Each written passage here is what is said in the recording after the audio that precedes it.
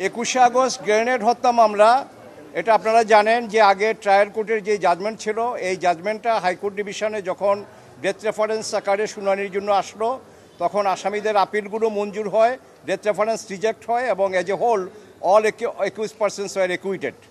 তার এগেনস্টে স্টেট বা রাষ্ট্রপক্ষ আবার রিপ ফাইল করে এবং এটা রিপ গ্রান্ট হয়েছিল। তো আজকে আমাদের বাংলাদেশ সুপ্রিম কোর্টের আপিল বিভাগের পূর্ণাঙ্গ বেঞ্চে presided and headed by honourable chief justice এটা আজকে শুনানি শুরু হয়।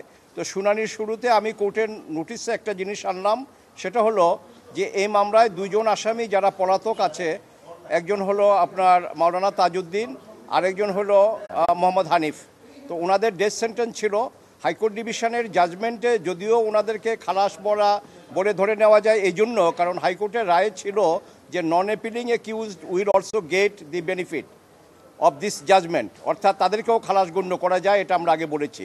কিন্তু যেহেতু তার এগেনস্টে আবার লিভ হয়েছে এবং আপিল আকারে এখন শুনানি শুরু হয়েছে, কাজেই আমরা এলআর ম্যানুয়ালের চ্যাপ্টার 12 অনুযায়ী তারা রাষ্ট্রপক্ষ থেকে বা কোর্ট থেকে তারা অ্যাডভোকেট বা আইনজীবী পাওয়ার যোগ্য, যেহেতু তারা অ্যাবসকন্ডিং, যেহেতু তারা ফিউজিটিভ বা তারা মানে কোর্টে নাই।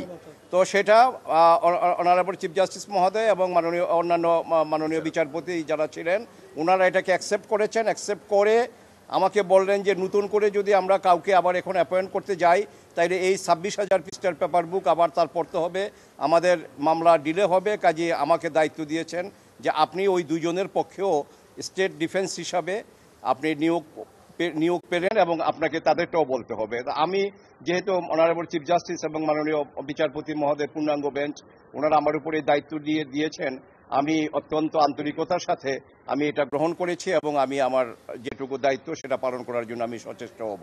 আর মামলার বিষয়ে এটা রাষ্ট্রপক্ষ পেপার বুক থেকে পড়া শুরু করেছে এবং এখানে সাক্ষীগুলো ওনারা পড়েছেন এবং পেপার বুকে হাইকোর্ট ডিভিশনের যে জাজমেন্ট, এই জাজমেন্টটা সবিস্তারে আজকে উপস্থাপিত হয়েছে।